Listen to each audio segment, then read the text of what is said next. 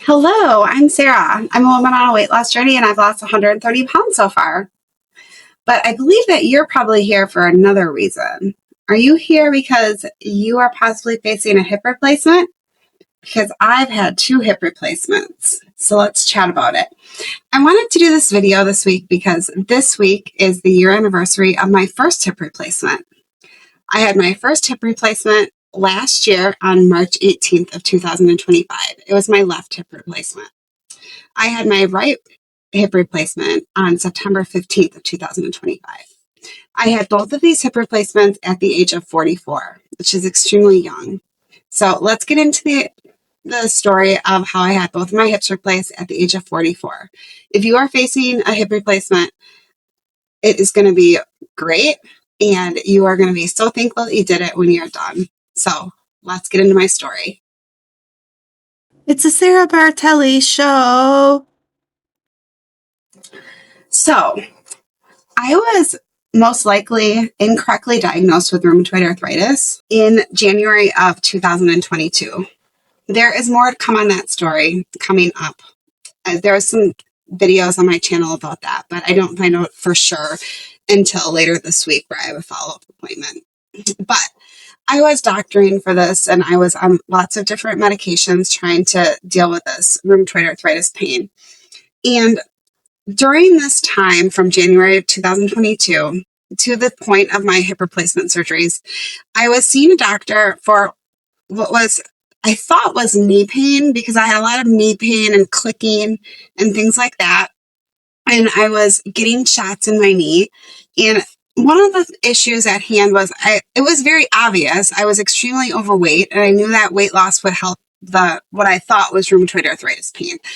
And I knew when you're going to a doctor for a weight bearing joint and you're extremely overweight, I knew that it's pretty obvious. And I kind of wanted to, address the elephant in the room that I knew that weight loss would help this, but I was just in such bad physical condition with my RA that I was kind of in a pickle.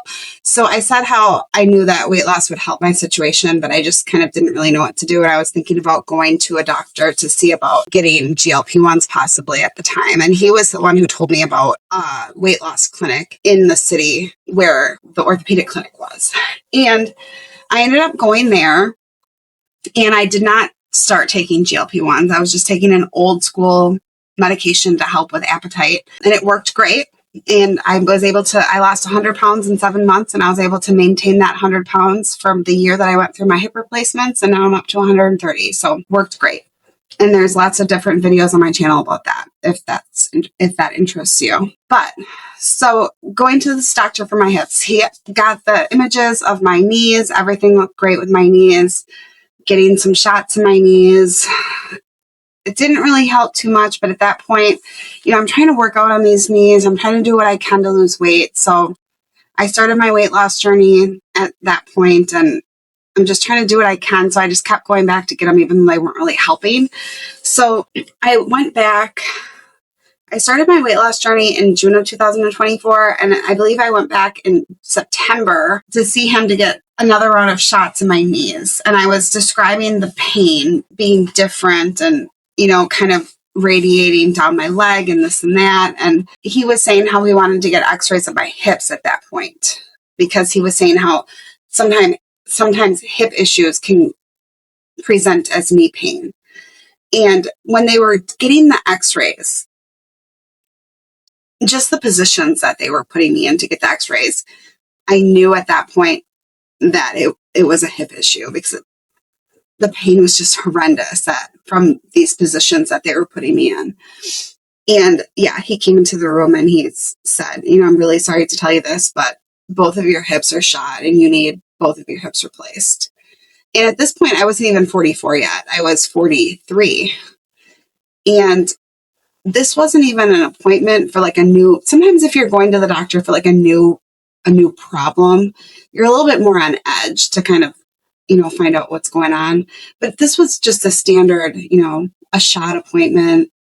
You're not going in thinking you're going to find out anything new. So I was not anticipating hearing any news like this. And I was on a weight loss journey. I already lost a bunch of weight at this point. I believe I was down 50, 60 pounds at this point.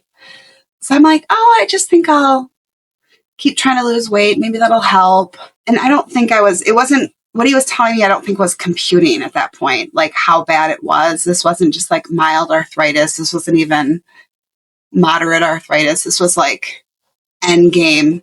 Like you need to be in the OR arthritis.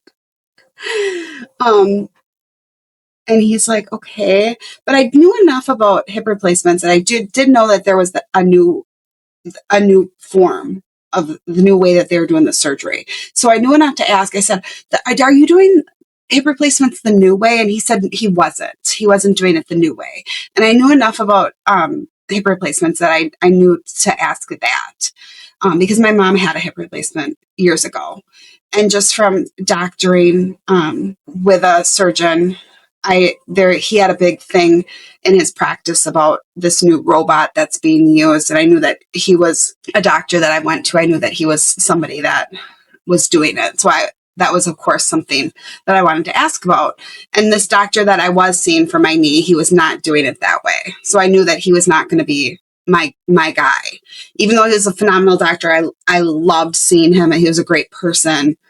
I owe him everything for diagnosing this for me. I knew that he wasn't going to be my surgeon for doing that surgery for me. And then I went on my way and I had to think about things. And after thinking about it, I'm talking to my mom. She said, well, you need to go see my surgeon. And this is the surgeon who's doing the surgery the new way. And my mom did not have the surgery the new way because hers was before that time. And I made an appointment with him. And this was taking me to October of 2024. And I saw him and he's kind of a no-nonsense kind of guy. And I'm kind of a tough person where I don't ever want to be accused of taking the easy way out of anything, I guess.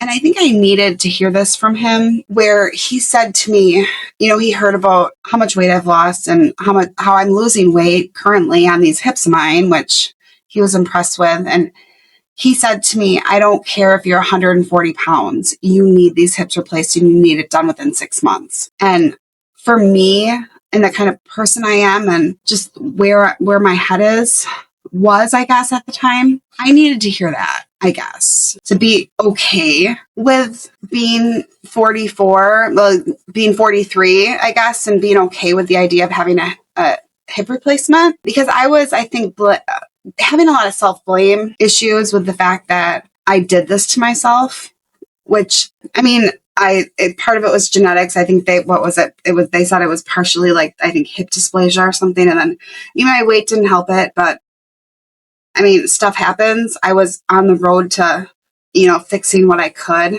I also had a metabolic disorder that made it really hard to lose weight my whole life. And I've lost weight a bunch of different times in my life and I couldn't sustain it either. So I was just dealing with a lot of stuff at the time. So, but if you are in that situation, I would just say, the past is the past. You need to move on and just deal with what's in front of you at that time. And feeling bad about the past isn't going to make the future any better. So just move on and just get over it, I guess. So at that point, I scheduled the surgery for March of 2025. And at that point, I had a birthday in there. So I was going to be 44. So I'd be 44 for both my surgeries. And the type of surgeries that I had is I had both anterior hip replacements with the Mako robot. And so that's going to be the front incisions. And then with the robot, from a patient perspective, I think the only difference that you know of is that you have to go get a CT scan before surgery. And I use that with the surgery, I guess. Going into a total joint replacement, I'm somebody who, even at 44, I've had a lot of surgeries. Even for me, the idea of having a total joint replacement scared the crap out of me. So even if you are older, if you have not had a lot of surgery in your life, if you are having a lot of anxiety, that makes total sense, because even as somebody who's had a lot of surgery, a total joint is different. It's very different. So if you're having anxiety, I totally get that. But the good news is that they have done this so much that they have perfected this look at how far they've come, in the sense that what it was at 30 years ago, you were in the hospital for how long, and now you're literally like in and out and it's day surgery. So I would look at that part of it, is that they've done this so much that they've perfected it to that level. And that also is that this is, I mean, like, this is elective surgery in the sense that they make sure that you're optimized to have these surgeries. So in that part of it, I mean, there's risk to every surgery, but I had to get to the point where I was really, really scared. But I had to get to the point of thinking that I can't live like this, and that if I die, I die. Like, I can't live like, living like this is not living. I literally had to get to that mindset because I was so scared of something happening. And I had to get there and be like, I can't live like this. So I guess that's the risk I'm willing to take, because I was just so terrified of something happening to me. And I was just really scared because of being overweight going into the surgery. Because technically I was still obese. I don't think I wasn't morbidly obese at the time, but according to the BMI, I was obese. And it was the whole like risk of obesity, that whole thing, the obesity thing. And basically it was like the doctor had to be like, no, we would have been concerned about you at like your old weight, like not the weight you're at now. So basically like having to tell me that. But I was just scared about, you read all the risks, and according to the BMI, I was obese at the time. So that's what I was really worried about. But if you're really, really anxious and you haven't had a lot of surgeries and it's getting to the point where like you can't sleep and it's interfering with like all of that stuff, and you have time going into it where you have like a 4-month, 5-month lead up, I would recommend getting hooked up with a therapist and going to talk about these things. And it's not out of line to do that at all, because all that stuff is connected with like your healing, like mental health and your body and all that kind of stuff. It'll make your recovery that much better. So that part of it. And then all of your preoperative stuff, they're going to make sure that it's a lot of appointments leading up to it. But again, you might feel like it's hard to escape the surgery and you want to like stop thinking about it. But just know that all those appointments are just going to make sure that you are safe to have your surgery. And it's just going to make everything that much safer for you.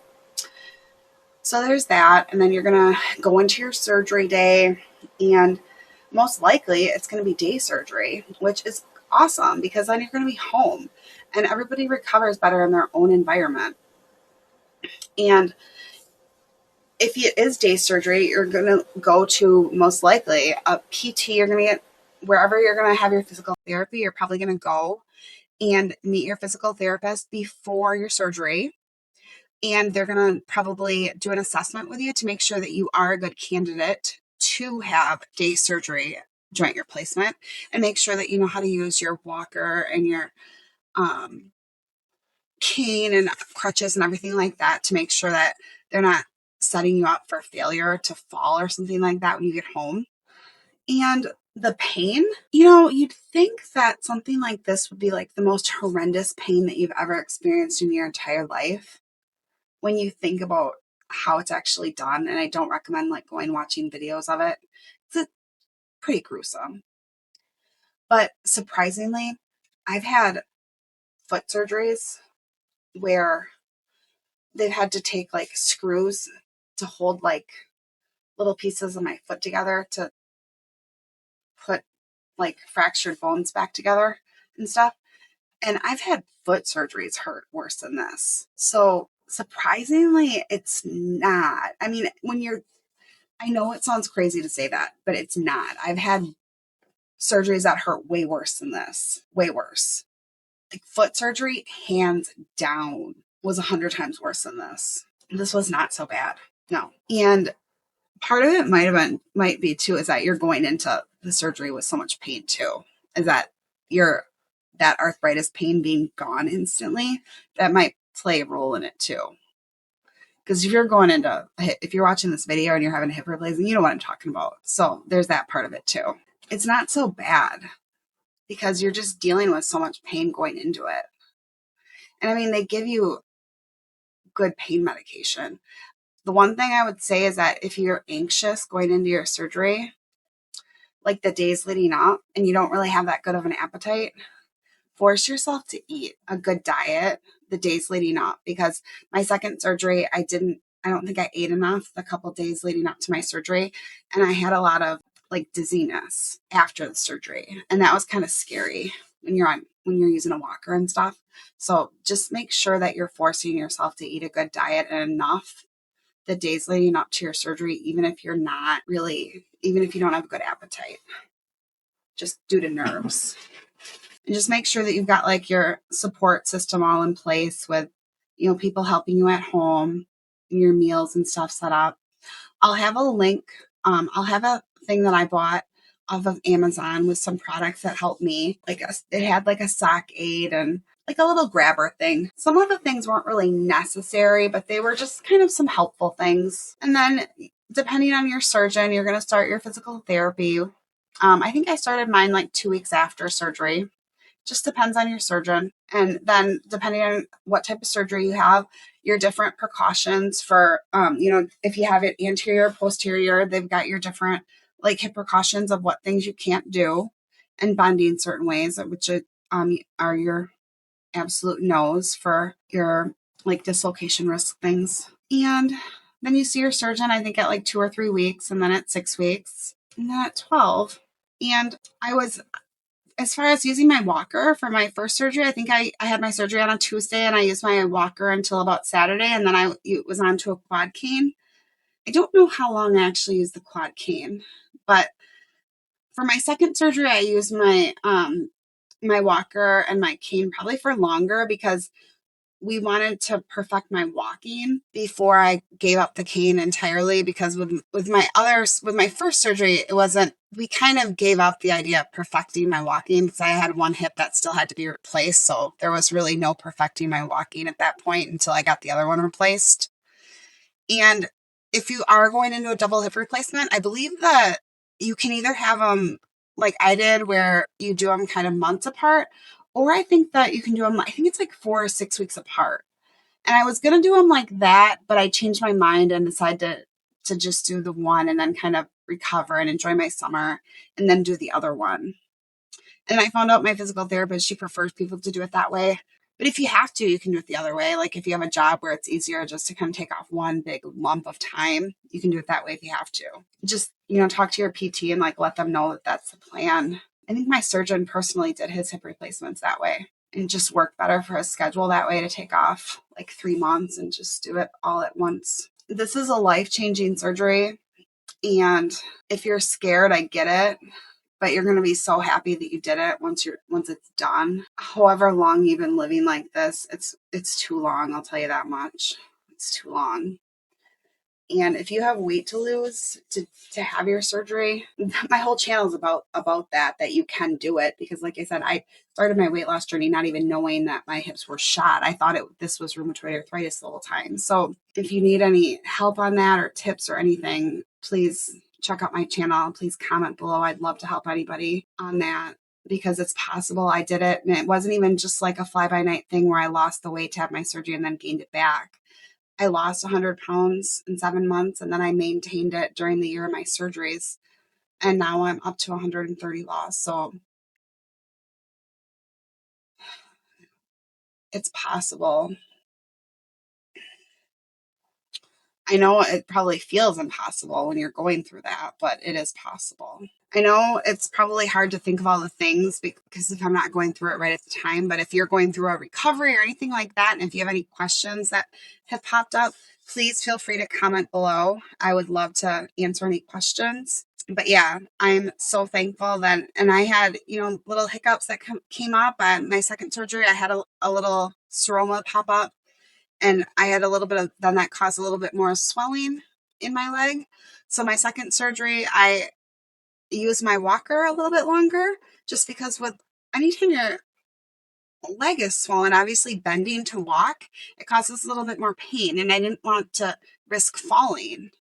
So if you are experiencing anything like that, I would urge you to use, don't risk falling because if you're reading online that so-and-so is off their walker at a certain amount of time, don't risk it. I'd rather use a walker for a little bit longer and not risk falling.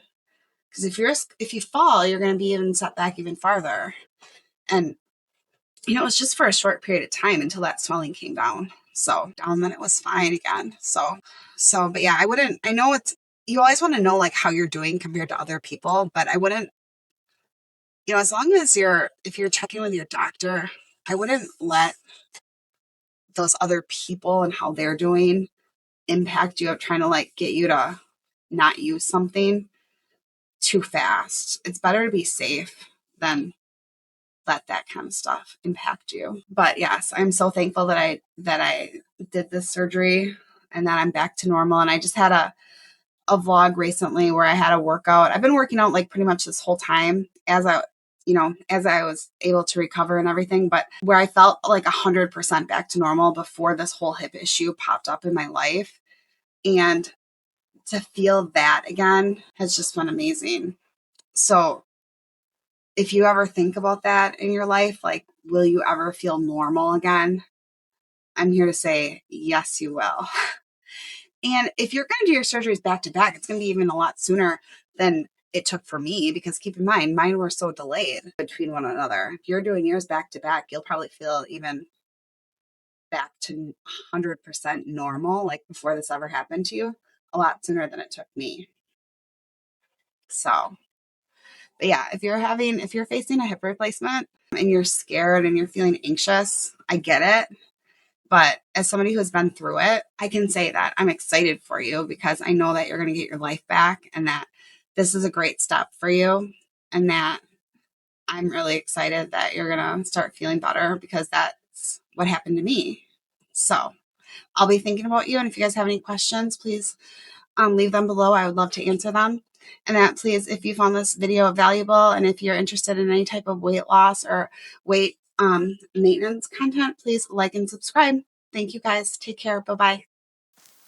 I get so caught up in the middle, thinking of drowning in those blue eyes. I'm losing sight 'cause I am falling. I'm so deep down, and it's not a lie that I die. I can't hide what this is.